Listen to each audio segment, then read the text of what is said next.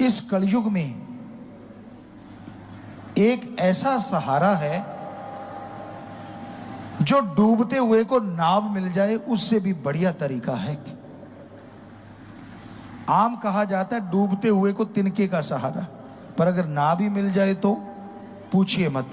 तो उसी तरह इस कलयुग में डूबते हुए जीवों को, तड़फते हुए जीवों को बचाने के लिए, राहत पहुंचाने के लिए राम का नाम एक जहाज है जो उन डूबते हुए, उन तड़फते हुए जीवों का आधार है। और कोई उस नाम का जाप करे, सुमरन करे, फिर तो कहना ही क्या है। सो उस परम पिता परमात्मा के नाम का जाप हमेशा आप करते रहो, कहीं गुमराह ना हो जाओ, कहीं आलस्य में ना पड़ जाओ, कहीं भूल ना जाओ परमपिता परमात्मा को।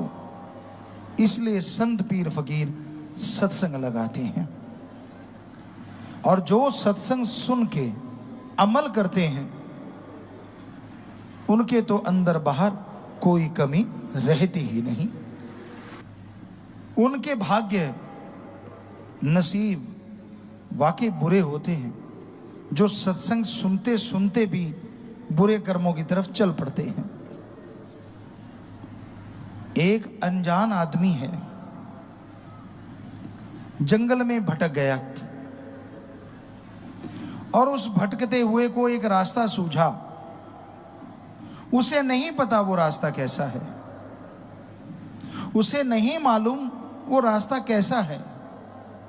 बुद्धि विवेक का काम लेता तो पता चलता, पर उसने आप देखा ना ताप उस रास्ते पे निकल पड़ा।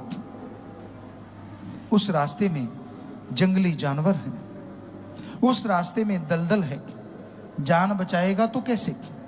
बहुत ही मुश्किल है। वो लुट जाता है डाकुओं के हाथों, घायल हो जाता है पशुओं के हाथों, और फंस के रह जाता है दलदल में। लेकिन एक पूरे जंगल का जानकार है, उसे पता है शॉर्टकट रास्ता कौन सा है। उसे पता है ये रास्ता दलदल भरा है, ये जानवरों से भरा है, इधर डाकू रहते हैं, और ये बिल्कुल सेफ रास्ता है। पर वो इंसान फिर भी दलदल वाले रास्ते में चल पड़े, डाकुओं की तरफ चल पड़े, या पशुओं वाले रास्ते में जो खा जाएंगे उस रास्ते में चल पड़े, तो क्या कहिए।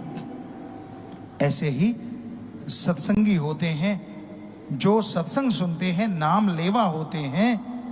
जब वो ऐसे जंगली रास्तों पे निकल पड़ते हैं तो फिर दद्दा दोष ना काहू दीजै, दोष कर्मा अपनिया, जो मैं किया सो मैं पाया, दोष न दीजै आवर्जन। आप तो जानकार हो, जिसने सत्संग सुना, नाम ले लिया, वो तो जानकार है कि ये रास्ता गलत है, ये रास्ता गलत जा रहा है, ये दलदल भरा है, यहां पे काम वासना क्रोध लोभ मोह अहंकार टूट पड़ेंगे, बर्बाद कर देंगे। वो सब जानता है। अगर जानते बूझते हुए भी वो उस रास्ते का चयन करता है, उस रास्ते को चुनता है, तो इसमें फिर ना तो भगवान का दोष, ना गुरु पीर फकीर का दोष, अपने कर्मों की सजा भोगता रहता है, तड़फता रहता है, व्याकुल रहता है। तो इसलिए सत्संगियों, आपको तो पता है गलत रास्ते नहीं चलना, फिर आप मन के लोभ लालच में क्यों चल पड़ते हो? क्षणिक स्वाद के लिए क्यों आप अपने सतगुरु से मुंह फेर लेते हो? क्यों सत्संग की बातों को दरकिनार कर देते हो? क्यों नहीं अमल करते आप? और जब आप अमल नहीं करते, जब आप वचनों की काट करने लगते हो, तो जिंदगी में दुख आज नहीं तो कल आने वाले हैं। फिर उसके लिए भी तैयार रहना। दुख आपने सहेड़े हैं तो फिर भोगने के लिए भी आप अपने आप को तैयार रखो। फिर तो बड़ा भगवान भगवान करते हो, राम राम करते हो। पहले तो राम की सुनते नहीं, पहले उसके संत पीर फकीर की सुनते नहीं, और जब फंस गए, जब तड़पने लगे, फिर भगवान शहद जैसा लगता है। क्यों करते हो आप ऐसा? मन की वजह से। जवानी तो गधे पे भी आती है, आपके कोई अलग नहीं आई, उस पे भी आती है। आपकी जवानी कैसी? वो जवानी जो सतगुरु के लेखे लगे, अरे वो जवानी जो समाज के भले कामों के लेखे लगे, अरे वो जवानी जो भक्ति इबादत में पल पल गुजारे, उस जवानी के बराबर दुनिया में तीनों लोकों में कोई नहीं होता। उसकी भक्ति अव्वल दर्जे की मंजूर होती है। या कोई बचपन में लग जाए और आखिर तक निभा दे, उसकी अव्वल दर्जे की होती है। पर यहां तो जब दोहरा मापदंड अपना लेते हैं लोग, अपने सतगुरु को, अपने राम को मूर्ख बनाना उनकी आदत बन जाती है। ये दिखाना कि मैं भक्त भी हूं और काम वो करना जो संत पीर फकीर रोकते हैं, तो फिर दुखों के पहाड़ को बुलाने से कोई रोक नहीं सकेगा। फिर तड़पोगे, फिर रोओगे, तब आप होगे और आपके दुख होंगे, कैसे कोई बचाएगा। गुरु को मानते हो पर गुरु की नहीं मानते, ये खतरनाक है, ये डेंजर है। जब आपको समझी आ गई कि रास्ते दलदल से भरे हैं, जब आपको समझी आ गई कि जंगली जानवर आप पे अटैक करने को तैयार बैठे हैं, तो राम नाम का शॉर्टकट क्यों नहीं अपनाते? क्यों काम वासना क्रोध लोभ मोह अहंकार मन माया को, उन जंगली जानवरों को अपने पे टूटने का मौका देते हो? क्यों? जोश जवानी का। परम पिताजी ने एक भजन बनाया है, और वो ध्यान दें, जवान नौजवान जो बिगड़ जाते हैं, जो मानते नहीं, सतगुरु की भी रखते हैं लात, दूसरी तरफ भी रखते हैं, गलत कर्म भी करते हैं। गधा 25 उम्र जोर जवानी का, कि जब 25 साल तक की उम्र जो है ना, दुलत्ते झाड़ने वाली है। किसी को रोक दो आप, माँ बाप भी रोक दें तो उनका दुश्मन बन जाता है। मुझे रोका तो कैसे रोका, मैं मर्जी का मालिक, मैं करूं सो करूं। यानी गधे की तरह दुलत्तियां झाड़ता है। संत पीर फकीर समझाएं, अगर उसकी मन की बात कहते रहे, हाँ जी हाँ जी हाँ जी हाँ जी हाँ जी हाँ जी हाँ, फिर तो बड़ा खुश। और आज हम जो थोड़ी करारी बातें सुना रहे हैं तो थोड़ा रूठेगा भी, हमें कहते रहते पिताजी तो, और तेरे बाप को कहें भाई, और गड़बड़ तू कर रहा है तो तेरे को ही कहेंगे ना, तेरा बाप करेगा तो उसको भी कहेंगे।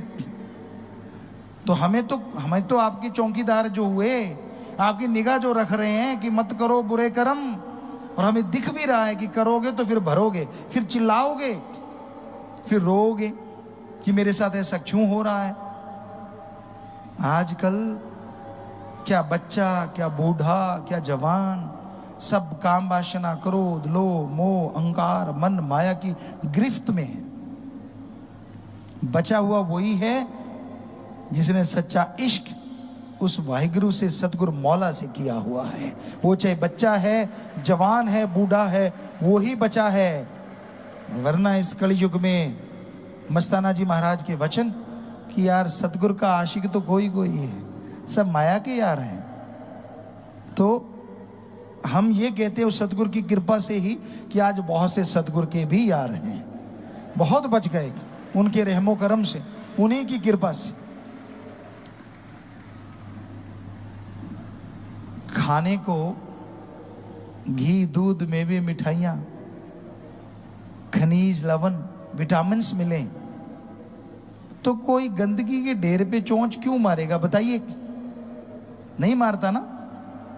अब दूध पड़ा है, मेवे है, पनीर है, मिठाइयाँ हैं, हर तरह की सब्जियां हैं, जो आपको पसंद वो सारा सजा हुआ है, लड्डू जलेबियां जो भी आपको अच्छी लगती हैं, उसको छोड़ के क्या आप कूड़ा करकट खाओगे? सवाल ही पैदा नहीं होता जी। आप तो उनमें से भी चुन के वो खाओगे जो सबसे स्वाद आपको लगता है। पर हम देख रहे हैं कुछ कुछ बच्चे ऐसा भी करते हैं कि सारा कुछ छोड़ छड़ा के गंदगी के ढेर में चोंच मारते ही मारते हैं, मानते नहीं। वो उनके घेर अड़ा हुआ है मन का। जवानी उनको लगता है हमारे भी आई है और किसी पे तो आई ही नहीं, पहले वाले तो ऐसे बूढ़े हो गए, सीधे ही बूढ़े जन्मे थे बूढ़े ही हो गए। अरे उम्र का तजुर्बा होता है। गुरु से सीखो तो बचपन में भी बुढ़ापे जितनी शिक्षा सीख लेता है आदमी, वरना उम्र के साथ साथ शिक्षा आती है जैसे जैसे उम्र बीतती है। इसलिए नादानियां छोड़ दो, बुरे कर्म छोड़ दो, इनमें कुछ नहीं रखा। और गुरु पीर फकीर के वचनों से नाता जोड़ लो, क्योंकि अगर उस सतगुरु मौला से नाता जोड़ के रखोगे तो ही खुशियां हैं, वरना भाई फिर चारपाई तो कहीं गई ही नहीं। हमारा काम समझाना है। आपको बुरा लगे तो भी कोई बात नहीं, आपको अच्छा लगे तो भी कोई बात नहीं, क्योंकि एक टीचर जो है वो तनख्वाह लेता है, वो पढ़ाता है। कई नहीं भी पढ़ाते, गपशप मार के भी आ जाते हैं, लेकिन अगर टीचर पढ़ाता है तो उसका काम तो हो गया। बच्चे फॉलो कितना करते हैं वो एक अलग बात है। कई टीचर ऐसे होते हैं जो बच्चों से फॉलो करवाते हैं, उनको दर्द लेते हैं, पूरा पेन लेते हैं उनका। पढ़ाया, फिर फॉलो करवाया, फिर फॉलो करवाया, फिर अपने तरीके से वो उनकी जांच करते रहते हैं कि कहीं भूल तो नहीं गए। तो वो टीचर सबसे सर्वश्रेष्ठ होते हैं और उनके बच्चे मेरिट लेके उनका नाम रोशन करते हैं। पर वो टीचर कब तक पढ़ाएंगे? जब तक आप 15-20 साल के नहीं होते, 25 साल के नहीं होते। डिग्री डिप्लोमे ले लिया फिर तो आप पढ़ाने वाले हो गए। पर इस कलयुग में एक टीचर ऐसा भी होता है जो पढ़ाता ही रहता है, और वो होता है सच्चा गुरु। उसके लिए शिष्य बड़ा ही नहीं होता, छोटा ही छोटा, छोटा ही छोटा, छोटा ही छोटा रहता है। हर पल उसकी निगाह रखता है वो, हर पल उसका ध्यान रखता है वो, कदम कदम पे समझाता है उसे, वो समझाता चला जाता है। ना बेटा इसकी ना सुन, ना बेटा उसकी ना सुन, तू अपने जमीर की सुन, तू अपने सतगुरु की सुन। सतगुरु और जमीर की सुनेगा तो तेरी तकदीर बनेगी, दुनिया की सुनेगा तो बनी हुई तकदीर का बेड़ा गर्क हो जाएगा। मन हावी होता है, किस पे नहीं होता? आदमी तो आदमी है, लेकिन सतगुरु की जो मान ले वो भी भाग्यशाली होता है, वो भी भागों वाला होता है। जो मान के अमल कर लेता है, चाहे कुछ भी क्यों ना हो, फिर भी मालिक उस पे रहमो करम बरसा